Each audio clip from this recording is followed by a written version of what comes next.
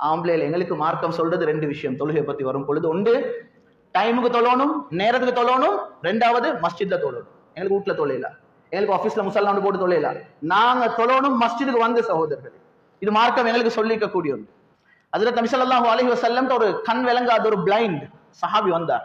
அப்துல்லாஹ் இப்னு மக்தூம் ரலியல்லாஹு அன்ஹு, யா ரசூலல்லாஹ், என்னைய பள்ளிக்கு கூட்டி வர ஒரு கைடு வேணும். நான் விட்டு வெளியே நிக்க போக்கல யாரும் சரி என்ன கையை பிடிச்சி அப்படி பள்ளிக்கு கொண்டாடுவாங்க. சில டைம்ல ஃபஜ்ருடைய டைம், அங்க லைட் எல்லாம் ஐக்கல, அந்த டைம்ல ஃபஜ்ர்ல சரியான இருட்டா ஐக்க போக்கல என்னைய பள்ளிக்கு கூட்டி வரது ஒரு ஆள் கிடைக்குது இல்லை, என்னைய விளங்குது இல்லை ஆட்கள் நான் நிக்கிறது. அதனால சில கட்டத்துல எனக்கு யா ரசூலல்லாஹ் ஃபஜ்ருடைய தொழுகையை மஸ்ஜிது நபவிக்கு வந்து தொழாம வீட்டுல தொழ வேண்டிய நிலைமை உண்டாகுது, இதுக்கு எனக்கு என்ன சரி அனுமதிக்குதான்னு கேட்டார். நான் ஃபஜ்ரை வீட்டுல தொழ, ஃபஜ்ர் தொழாமைக்கு இல்லை, ஃபஜ்ரை வீட்டுல தொழ.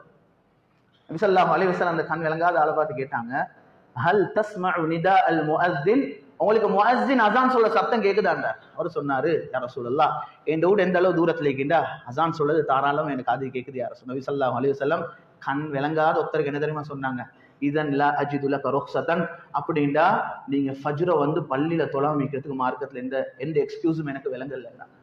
கண்ணியமானவர்களே, நல்ல கண் பார்வையை தந்திக்கிறான். இன்றைக்கு மாஷா அல்லாஹ் எல்லாத்துடைய வீட்லயும் ஒரு வாகனம் இல்லாத ஒரு வீடு இல்லை, எல்லாம் மீக்குது. இன்றைக்கு ஏன் சகோதரர்களே ஃபஜ்ருக்கு எங்களுக்கு ஆட்கள் பார்க்கல.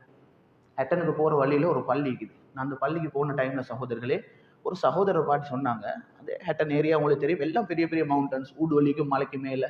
ஒரு ஆளை பார்த்து சொன்னாங்க, இவரோட ஊடு மலைக்கு மேலே இருக்குதான், அவர் அங்கிருந்து மஸ்ஜிதுக்கு நடந்து வாரதுக்கு எவ்வளவு நேரம் போகும் தெரியுமா? 45 மினிட்ஸ் போகும்.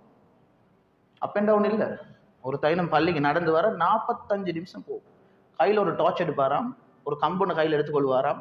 என்னோட இருட்டாய்க்கும் டார்ச், கம்பு என்னத்துக்கு அந்த சைட்ல சில மிருகங்களால வந்து என்ன சார் இதுவள் வரத்துக்கு சான்ஸ் இருக்கு. 2 கையில் எடுத்து அவரை பார்த்து சொன்னாங்க, ஒரு நாளும் பள்ளியில ஃபஜ்ர் மிஸ் ஆகினது கிடையாது. அங்கெல்லாம் கூதல், எங்களுக்கு போனா ஐக்கியமே இல்லை. சகோதரர்களே, மஸ்ஜிதுல ஊடு எவ்வளவு அழகா இன்றைக்கு பள்ளி இருக்குது. இன்றைக்கு சில வீட்டுல 2 பள்ளியில அதான் சொல்ற சத்தம் கேட்குது. அவ்வளவு கிட்ட அவருக்கு 2 பள்ளி கிட்ட, 3 பள்ளி கிட்ட அவரோட வீடு அமைஞ்சிக்கிற இடம். இன்றைக்கு வாகனம் எங்கட எல்லா தேவைகளையும் நாங்க செஞ்சு கொள்றோம். ஆனால் ஃபஜ்ருக்கு ஒரு மனுஷன் 45 நிமிஷம் நடந்து போக்கல பள்ளி கிட்ட ஊட வச்சுக்கொண்டு வாகனத்தை வச்சுக்கொண்டு பள்ளி கிட்ட இருந்து நாங்க ஒருத்தர் பள்ளிக்கு வராட்டி சகோதரர்களே, அல்லாஹ் இதை பத்தி நாளைக்கு கேட்பானா இல்லையா? நாங்க எல்லாம் என்ன நினைச்சிட்டு கொண்டிருக்கிறோம்? ஃபஜ்ருக்கு பள்ளிக்கு வராட்டி ஒரு கேள்வி இல்லை நாங்க நினைச்சு கொண்டிருக்கிறோமா?